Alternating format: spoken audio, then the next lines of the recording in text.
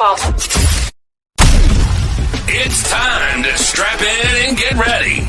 The Insight NBA team is in the arena, bringing you the ultimate play-by-play on who's hot and who's not to help you win your leagues and dominate your mates.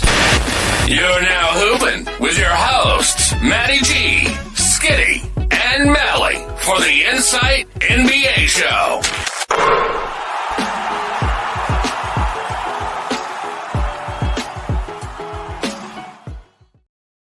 G'day everyone and welcome to the Insight NBA show. I'm your host, Matty G, also known as G, also known as at NBA G Wiz, part of the Insight NBA crew. Shout out to the team and shout out to you. And much like the Milwaukee Bucks, I'm not here to celebrate and pop bottles of champagne and just get fancy and spray it everywhere or just leave. I'm just going to leave all the McCallum Ultra beer that I've never heard of in my entire life. I just know they're an NBA sponsor. Just sitting on tables because Darvin Ham tells me we should just keep our eyes on the big prize. And if you've got your eyes on the big prize at the end of the season, it is time to sell high. I have a couple of guys bored tomorrow. You know what I mean? 2 days of no basketball. It is time to make some trades across your leagues. And I'm going to start right away with the NBA MVP because I know it sounds oxymoronic to say that, that he's very good at basketball, but we know that Giannis is very good at basketball. In fact, he has been this week the 7th best player in 9 category formats over the course of the past week. This is outstanding for Giannis. He is on an absolute tear through the NBA. On the season, he is ranked 43rd in 9 categories. And this is a guy that we do expel a first-round pick on. So, again, case-by-case basis, he's ranked 7th right now. Why is Giannis sell high? Do you even sell high when it's Giannis, your first-round pick? Legitimately, I don't know how many leagues out there are picking Giannis Antetokounmpo in the second. He's a first-round player. So is this working in your favor? Well, yes, because instantly the guy is a first-round player. Now, historically as well, Giannis doesn't finish inside the top 12. He doesn't finish inside the first round, especially for punt free throw builds. Like, he takes a massive significant hit there. Turnovers are high. He has his deficiencies. In fact, over the past few years, he finished first round once, 10th overall in 21-22. In 22-23, he finished at 104th on only 63 games that year. Last year, in 73 games, he finished as the 34th best player. Now, he is having a really solid season. As we said, on the course of the season right now, he is right up there and ranked at 43. So this is just below where he was last year. 32 points a game, 11 rebounds, 6 assists, 1.6 blocks, 600 from the field. It's his free throw percentage at 615, which is almost on parity. It's actually just higher by 0.001%. His 3 points, he's taken like maybe 1 a game. He's not hitting them. He's only getting like barely a 3 a game, but he's loving to try it and stretch the floor. So he has his deficiencies, but he's not a first round player unless you've got that right kind of build. So if you are the owner of Giannis and things aren't working out for you in this season, this is the time to sell high. Look at the company that he's against in the season. You've got guys like Shea in the top. Would you trade for a Jason Tatum? I probably might, to be honest. We've got guys like Sabonis who are up there across categories getting statistics. If you can give up some of the stats, you've got guys on the season. Luka, another perennial first rounder. Tatum. These are guys that in the part of the full season, if we've got Giannis, we can make a tactical move. If you're losing with him and you haven't done your build right, this is the sell high time. The Bucks have just won the NBA Cup. Check. NBA Cup MVP. Not that the cup means a hell of a lot of beans in this world. Again, we don't pop bottles for the cup, but we do move off Giannis if it's not working out in our leagues with him. He's got the spotlight. He's got the name.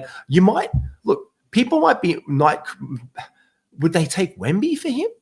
Maybe if you couple someone, you could get a really good piece, open up a roster spot and make some really good moves. This is the kind of stuff. Karl Anthony Towns. Could you do it if you're not working out with him? I think this is the time, if ever there was, to sell.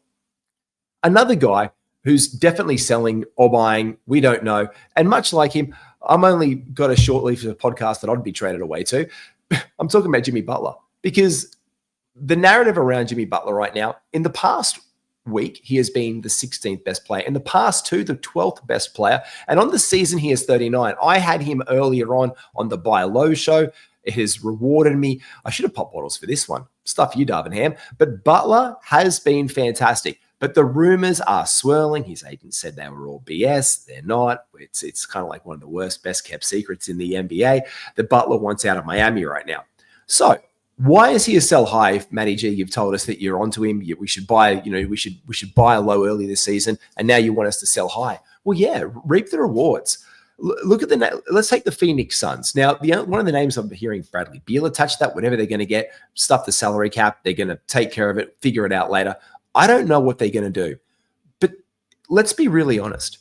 Jimmy Butler has been the best player on his team for a long time, for a very, very long time. He has never been the second or third best guy, which he would be in Phoenix. KD, Booker, it's their team. He'd fit into this auxiliary role that Beal has. If Beal goes in the trade and goes back east, if he goes to the Warriors, well, straight away he's behind Steph. I wonder who's going to win the measuring contest between him and Draymond Green in that team in the locker room. But it's still Steph's team. He is the number one Warrior without a shadow of a doubt. Butler has been the number one dog in Miami now. From when he went from Minnesota, we all knew how that ended, all blown up, taking the guys down in scrimmage like an absolute weapon, but he has been elite. So this is the time that we should make our moves with Jimmy Butler. Why? Because there's a window now before any potential trade may happen, and it may not. But if it doesn't, things might go south in Miami really bloody quickly. And then does he play the games? This is the time when he's shining to get him off your team and reap a reward for a top 25 player, which he has been. And you can sell like, now look, even if he goes, mate, he's going for a championship and he wants it. Spin that narrative. Drink the Jimmy Big Head coffee Kool-Aid and say, look, if he is going to be a weapon. He is only going to be playing for a championship. This is what he does. Sell that, wrap that into your narrative. And I think you could probably get a really nice sell high on Jimmy Butler right now because, again, I see that diminished return down the track. So we're moving on it now while it's quite high. This one's an interesting one. On the season, he is ranked 126. I am talking of one Paul George in the Philadelphia 76ers. The past week, he has been ranked the 15th best player, which is fantastic for PG, a bit of a return to form. But we all know why his big game, when it was popping on the phone, like Paul George is going off. In the last week, he has averaged 24 points, 4 threes, 5 rebounds, 5 assists, 2 steals, 1.5 blocks, 563 from the field, but a little bit down on the free throw line, 667. Now, if that was up, he'd probably get a little bit more spacing up there and probably fringe onto the edge of the first round value. But this is really good on Paul George. Now, again, these games both are on for the second 2 games. So they're both on the period of the last 2 games. Now, we know that old mate Joel Embiid was out. We know that he hasn't played as many games as most. He's only played 14 games on the season. This was a guy who we thought could absolutely be a fringe first round and a first round, like early second round player. Paul George wasn't going out until the injuries out of a lot of second rounds, very early third rounds at the latest. But he did slide in some drafts, worried about the fit there in Philadelphia. And this is probably the ideal situation for him right now. Embiid out last game, good for him. Do we hold him this week and really consolidate the value? Well, absolutely. And maybe you just get another game out of him later this week. Maybe we just have a look. He does have, coming up this week, the back-to-back set, Friday, Saturday versus Charlotte. I think he'll destroy them. Cleveland, not so sure, but he will be the prime option there with Embiid out as long with Tyrese Maxey. So we are looking possibly to move on Paul George because if we can get back a top 25 player for him, a legitimate top 25 player, like a Booker in this world, somewhere like that, yeah, I'm really high on it. And I think he has been absolutely flying. Klay Thompson, another guy who has been absolutely phenomenal this week. He has been the 14th best player. All these guys are around the same value. This one's just one spot ahead. It's Klay Thompson. On the season, he is 148.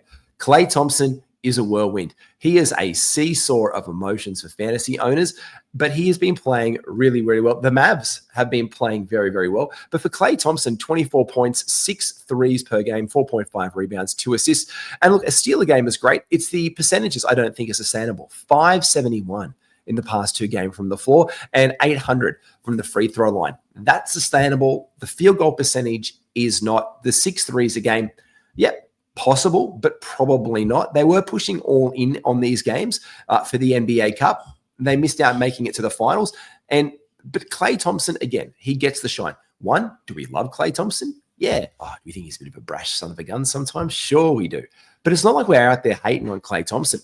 He's got the name. He's got the reputation. He's still playing well. But when you look at the raw data and he's on 148th for the season, and yet he's right now in the past week in the last 2 games, the 14th best player, there's somewhere between the truth, the lie, and what it is.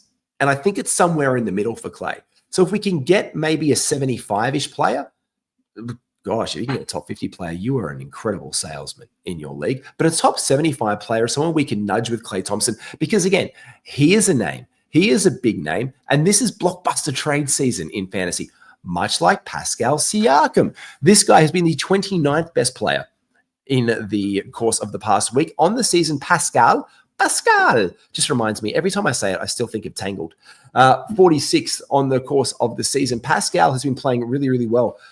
And this is the time, I've always been pretty much tenured to selling high on Pascal Siakam. Why? Let's have a look at it as well. Miles Turner, he's been down over the course of the past week.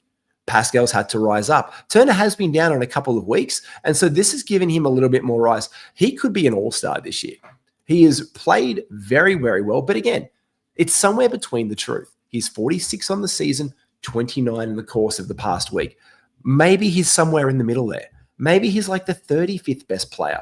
But at 29th, I think this is it. Behind 22 points a game, 2.53, 6.5 rebounds, 2.5 assists, and 1 steal and 1 block a game, 630 from the field. I don't think is sustainable from him. The free throw percentage can come back. It's 667. So he's hitting like 2/3 of his free throws. I think that can come back from Pascal. He's better than that from the free throw line. But this sustainability from the field goal, I don't buy it. And again, Miles Turner has been down. He has been the 65th best player. In fact, the best player has been Tyrese Halliburton, followed closely by Obi Toppin, who's still around on waiver wires. And I was big on Obi Toppin last season, and he bet me. I said, look, I think good things. This Obi Toppin that I'm seeing right now, this is the Obi Toppin that I hoped and dreamed of last season, or some version of this that could be a top 100-ish guy is where I wanted. I didn't expect the top 8. I don't think it's sustainable, but he's 25 minutes a night right now. So that's enough of the Obi Toppin train. But right now, Pascal Siakam, he is always in a timeshare. He has also been on 33 minutes a game, just behind Tyrese Halliburton there for second most on the team recently. The 22 points is great. The 2.5 threes are great. We all know that he can go through shooting slumps. I think this is prime. I do see him around pretty much on his season ranking. I do see him in the 45 zone. So if I can move on a top 30 player for Pascal right now while he's hot, yeah, I think I would absolutely do that right now.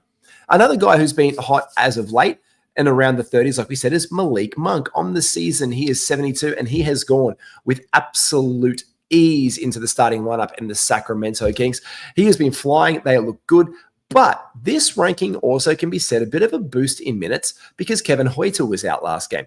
Keon is playing very, very good in that backup role. But Malik Monk has just come in and been flying. Now he's averaging only 15 points a game in the last week, 2.5 threes, but the defensive stats are there. 1 steal and 2 blocks a game. That's what's buoying him, especially with the field goal percentage in the past week in these 2 games of 367 from the floor.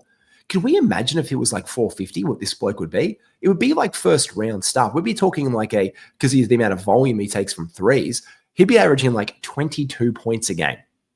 4 threes, ridiculous. It would just be setting him right up the rankings right now. 100% from the free throw line, that's always going to help, but when you're getting 1.5 attempts per game. But Malik Monk really is a sell high at 32.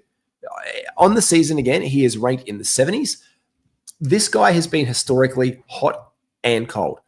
And in fact, you might find him in a few weeks when he is cold and move back to the 6-man role, back on your bench, if that is to happen.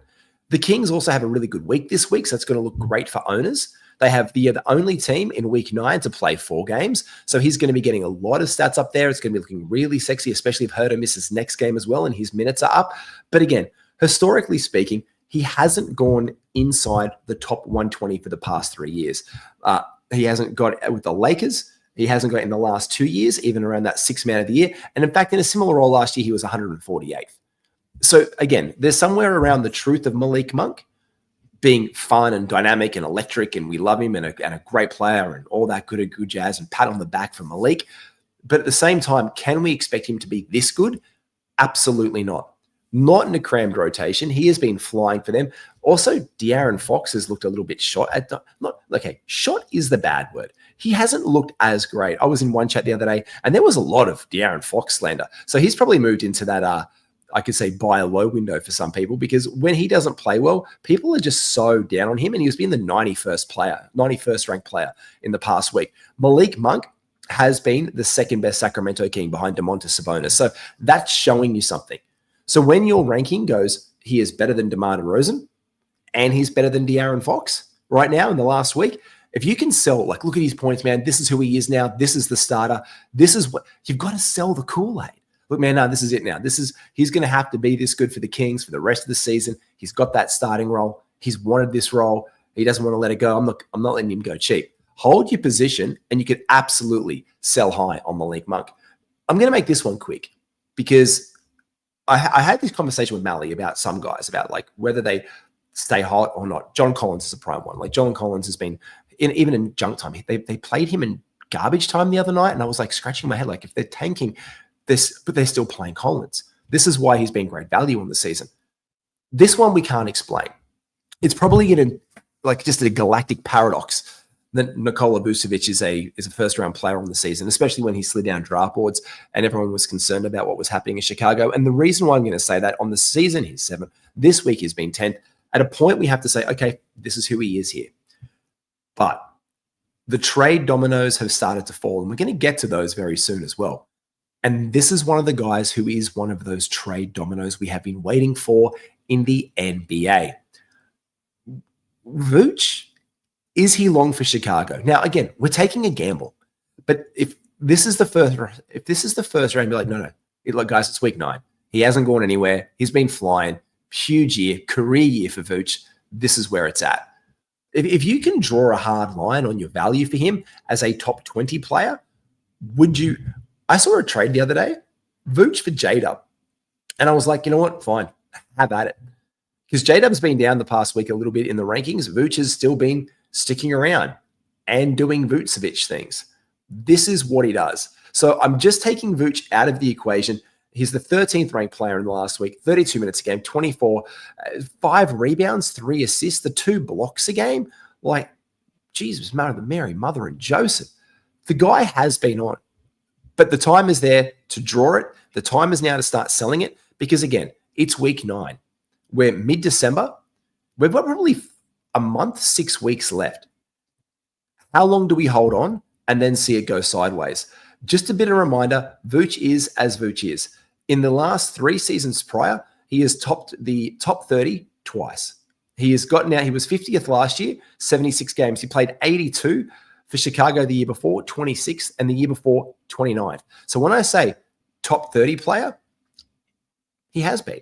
But this is why we are aiming in the top 20 for a really good piece, because I don't know how long he is for Chicago, because guys like this are coming through.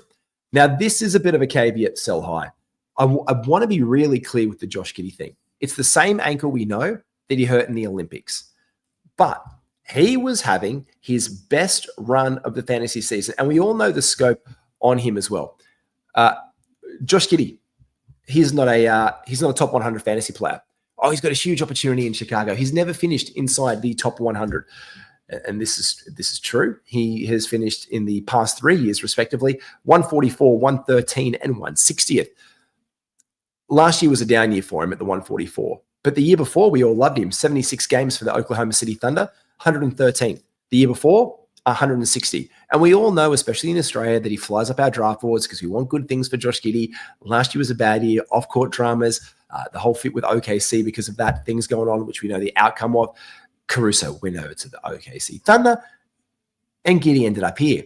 He was on a really, really good run. 26 minutes a game in the last two, 14-2. He went down without the game, so those minutes would have probably popped up on his averages. The averages there were great, 100% from the free throw line over his attempts and 588 from the field. Now, he has been tracking up, but he is the 135th player on the season. Do you have someone who needs what he's offered? Do you have an Australian? Are you Australian? Are you Australian listening? Are you over in America playing in an international league with an Australian? The tantalizing fact of Josh Giddey will always be out there, especially with these trade rumors. So this is why I brought the Vooch into the conversation. If Vooch is going and we know they're building around Giddey, be like, no, man, look, he's just going to miss this. I know it's the ankle. Put him into your IR spot. Go for a top 50, top 40 player. Don't go top 40. It's too wild. It's too outrageous. But maybe a 50th best player down, someone who really fits your team, gets you what you're after. For Josh Giddey right now, where they can just stash him into their IR spot straight away, move it down, free up the spot. You get someone you can roll with. He's in IR. You can still trade him. You're making your moves off your bench and off your waiver wire. This is the time that I would do it because he was playing well. People could be injury and risk averse, hence the asterisk on the guy's name. And of course we should be. It's injury. It's the same one that he hurt in the Olympics and that he was out for. But we do know that he came back quickly. And so for me, if I can get someone who is really interested, who's a Bulls fan, who's a Giddey fan, who's just after his skill set. In the past week, he was 9 rebounds a game behind that 14 points, 7.5 assists, 3 steals a game, plus 500 from the field. That is sexy. In the last 2 weeks, he's been the 87th best player. So if they start to do a bit of a deep dive into it, they're going to see really similar averages. The rebounds for the last 2 weeks have been 7, assists basically 7, and 1.8 steals and 489. So around that 500 mark. So we're looking at a pretty good month right now for him, where he's been averaging about 11 points a game, almost 7 rebounds, 7 assists, a steal, almost a block. It's looking good. And someone could be really interested in that. So this is where I think it is a sell high time on Giddey, especially behind that, especially where you can upgrade now to get someone who's not going to miss any of those games, especially like if you've got an IR spot, it's an easy trade out for someone because I do not think he's going to finish the season as a top 40 player. So can we get a top 50 player back? Can we get like someone, we couldn't get Frisky for a DeMar DeRozan type, could we? Could we?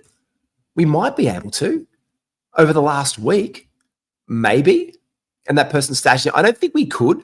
I think it's a little bit too outrageous. I don't think we could get like the Jeremy Sohans of the world. I don't think we could get the Josh Harts out there.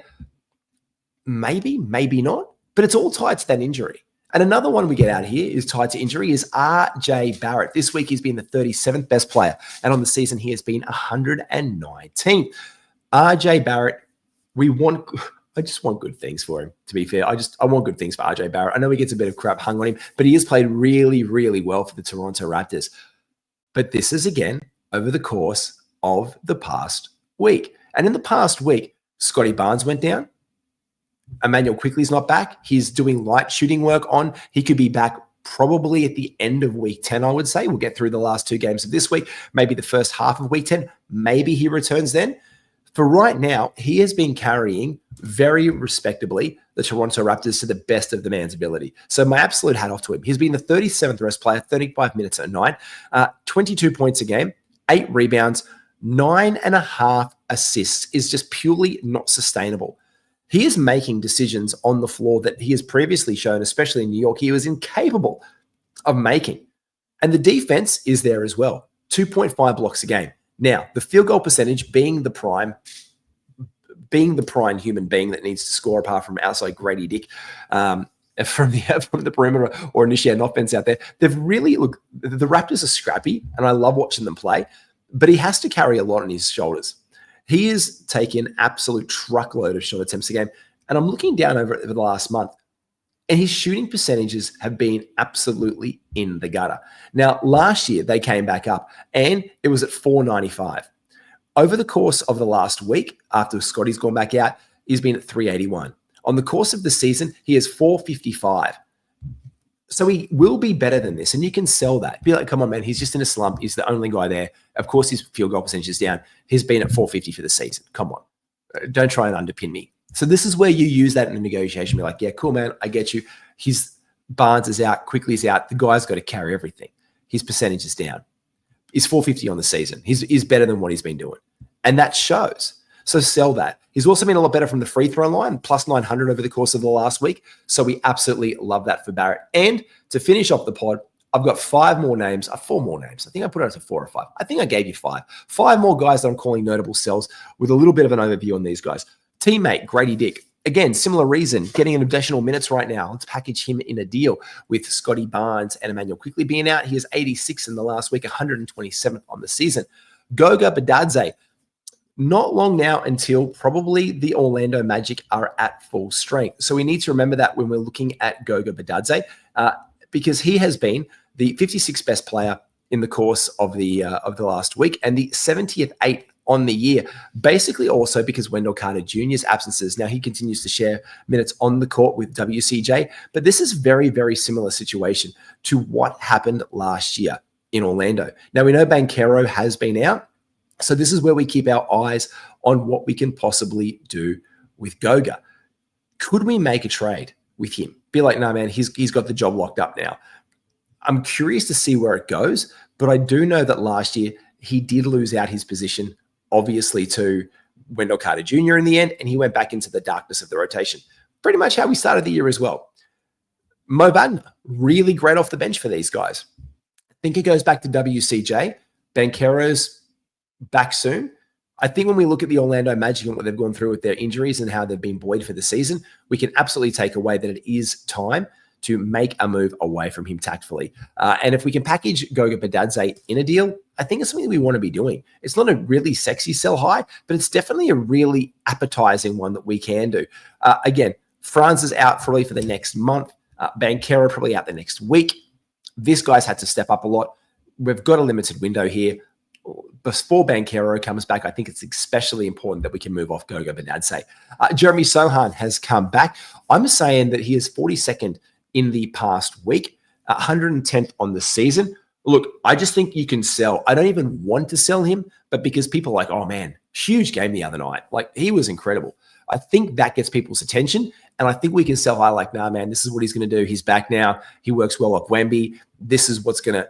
There was a hope for Jeremy Sohan. That game the other night was it. And I think this is where we could probably move him now. Again, when people have big games, yeah, they get the attention and we can move them. I think Jeremy Sohan is a light sell high because I do not think that he finishes the season as the 42nd best player. And this is what he has been in the last week. He's 110 on the season. If I can get a top 60 player back for him, top 70, I probably would be looking at for him because I love that. Andrew Wiggins, here's the biggest anomaly here. He has been 12th in the last week, 81st on the season. Look, if that trade is to happen with the Miami Heat for Jimmy Butler, I think Wiggins is part of that one. I don't think we see a happy Wiggins. There's no way he's the 12th best player in fantasy. But again, saying that, he is the 81st best player on the season. So we don't want to throw him away for chipmunks, but we also don't want to just be saying, yeah, oh mate, he's a top 20 guy. Because that's not true. That's yucky. It's yucky to think about Andrew Wiggins as a top 20 player. He might have been it for the last couple games, sure. But is he that on the year? Absolutely not. So let's just sell high on Wiggins for what we can get for him back in return. Because again, there is no way, shape, or form that bloke is a top 20 player. We see what we can get back for him. And Ben Simmons, this is a lesson in trading. This is a lesson in fantasy basketball that I learned a long time ago. When people are getting the attention and the opportunity, people get fascinated. Now, in the past week, we had the big move from Dennis Schroeder off to the Golden State Warriors. And this is also, back on the Wiggins point, why I want to see Wiggins sold high before I see what any impact Dennis Schroeder has on this team whatsoever. Because offense is his bag, and that's what Wiggins has had to be doing a lot more of this year. I think a shift to Schroeder makes sense for the Warriors, slightly away from Wiggo. So I'm curious there. But back onto this one. That space in Brooklyn, the starting point guard the other night was Ben Simmons. Now, Ben got all the attention for it, and he's gone out there and he's played a decent enough game. But again, this is what we want. We want Ben Simmons getting things. And he is 172nd in the course of the pass. So it's not really a sexy line whatsoever when you look at his rank on the season. He's also missed a lot of games on the year. But again, this year so far, he's played 20 games. In the last week, he played the full 2. he was 26 minutes tonight, 6 rebounds, 6 points, 4 rebounds, 8 assists, 1 steal, 0.5 blocks, 500 from the floor, and he hit his only free throw. But he got the start. And people wanted to know what was going to happen. So you can sell that runway opportunity there. Like, look, man, come on. He's going to get you like 8 and 8. It's just a bit of a sample that they just played 26 minutes a game kind of thing to see how he's going. So I'm really curious to see if someone could just tack Ben Simmons onto a trade with another player that's sell high right now to get a really remarkable piece. So Ben Simmons, I think, is a really good tack on that you can get. Like, come on, man. You're not going to get this off the waiver wire. And you're probably not going to. But this is where I think we can absolutely move off of Ben Simmons. And this is where I think you can absolutely like and subscribe to all things Insight. Make sure you tap all the buttons down below, get notifications switched on. Take care, be well. Hey, we're only like a few sleeps out from Christmas. So Merry Christmas early from everyone here at Insight. We'll speak to you soon. Take care all.